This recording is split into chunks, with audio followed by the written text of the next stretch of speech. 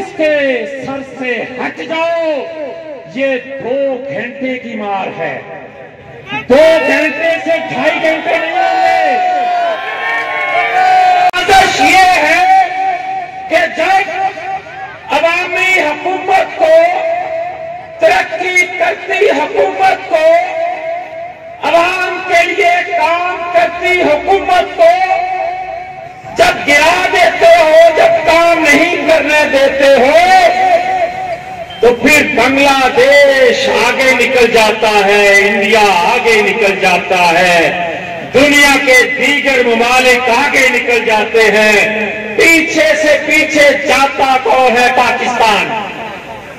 ये साजिश, जब मैं बात करूं तो ठीक है, मैं अपोजिशन से हूं, नवाज शरीफ के साथ हूं, मगर जब पीटीआई का मरकजी सदर जावेद हाशमी 2014 में जब ये बात करे कि नवाज शरीफ को इस दफा किस तरह हटाया जाएगा साकिब निसार के जरिए, तो फिर आप देखें कि उसी जावेद हाशमी ने कहा कि इमरान खान को जिस रास्ते से नवाज शरीफ हटाया जाएगा, उसी साकिब निसार वाले रास्ते से इमरान खान को लाया जाएगा।